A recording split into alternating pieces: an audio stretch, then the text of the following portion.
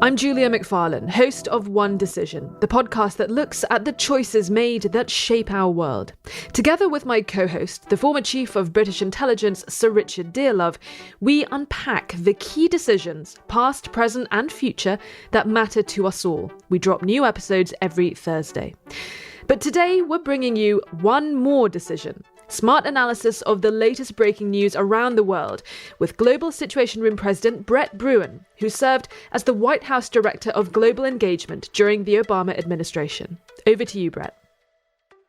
We have Ambassador Cameron Hume, who led the U.S. Embassy in Khartoum for a number of years. Listeners will remember that Ambassador Hume joined us earlier in the year to discuss his work alongside Ambassador Bill Richardson, securing the release of WNBA star Brittany Griner from a Russian jail. He's been involved in a number of other similar cases of Americans detained overseas. But today, we focus on the situation, the concerning security situation in the East African country of Sudan. Ambassador Hume, thank you for once again joining us on One Decision.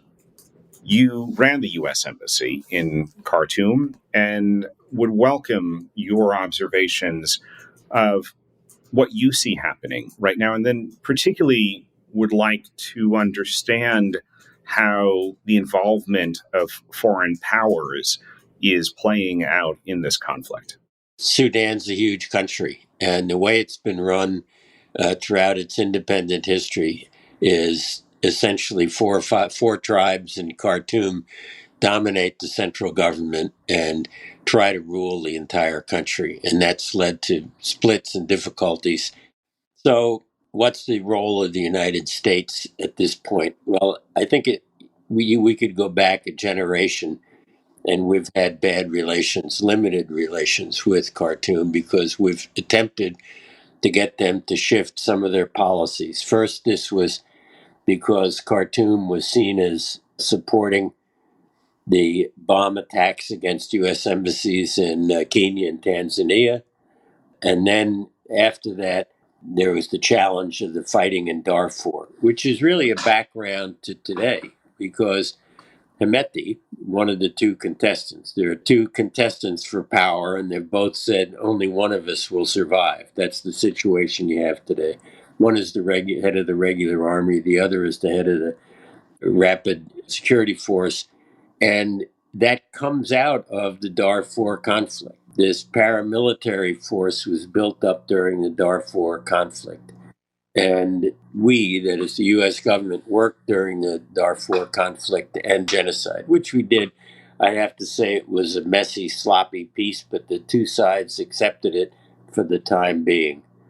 These splits in Sudanese society continue. So today, you fast forward another 12 years, and what you're looking at is two rival forces, and they're contending. And so what is your ability to deal with, to convince people, to persuade people that you've refused to talk to and you've sanctioned for a generation?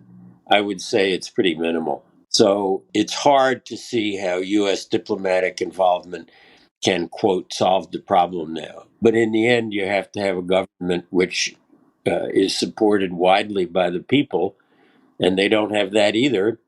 And we can't overnight, all of a sudden, become the key power to bring these people together. Very difficult.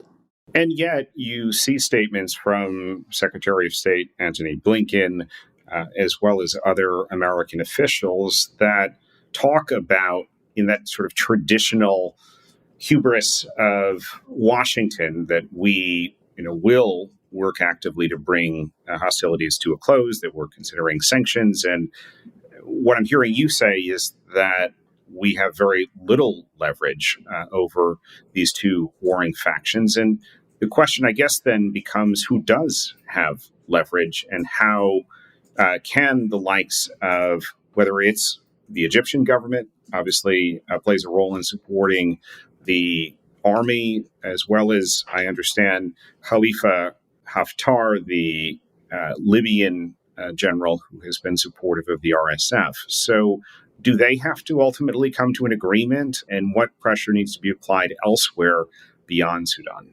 Right. Well, we always talk about sanctions. I think they're hardly a recipe for success. They didn't work against Iraq. They haven't worked against Cuba. And I think the idea that they'd work automatically in Sudan is something I'd have to really be convinced of. It's just unlikely. You're right, there is outside support. And just say, what happened is there's an attempt at a coup d'etat. And usually you're either successful or you're not. And you know that within 48 hours. Well, they're beyond that now. As the conflict goes on, the two sides will become more beholden to outside powers because of their need for weapons and supplies. So the RSF has been deployed in Yemen and paid by the United Arab Emirates and the Saudis. They were granted gold mines and they've been trading the gold in conjunction with Russians in the Gulf. The regular military had more connections with the Egyptians. So, yeah, it's a mess. A mess that is likely to get messier. You and I have both spent time at American embassies in Africa, including those that had to, in what we would say in diplomatic terms, draw down. There is discussion now of drawing down the official U.S. presence, as well as trying to get out 19,000 or so American citizens from the country. How does that actually happen? Well, arranging departure for 19,000 people is, I think it's not practical in the current circumstances. Most of them would have to, quote, sort of go to ground. A lot of them would be dual citizens. And so they would have some family resources in the country. And they'd have to rely on that initially. How do you get the people out? Well, normally you would arrange for flights, safe passage, but the airports are closed right now. And the logistics of it would be very, very difficult in any case. And I would imagine if you have 19,000 citizens in Sudan, maybe 500 are people who work for NGOs. We provide a great amount of food aid to the Sudanese, or who work at the embassy. We're talking 500 people maybe. And then the other 18,500 would be people who have their own family ties in Sudan. So those would be two different groups of people. But even moving 500 people when there's war taking place is not an easy task. They should be cautious. They should avoid jumping to conclusions and putting people at risk moving through a huge city. Khartoum is huge, with no protection. They should be very cautious. Ambassador Cameron Hume, former head of the U.S. Embassy in Khartoum, Sudan, thank you for your perspective here on One More Decision. That's it from this World Update from the One Decision podcast. If you enjoyed this little conversation, why not check out our channel for our main offerings, which drop every Thursday. Just search One Decision wherever you find your podcasts. From me and the team, thank you for listening and see you next time.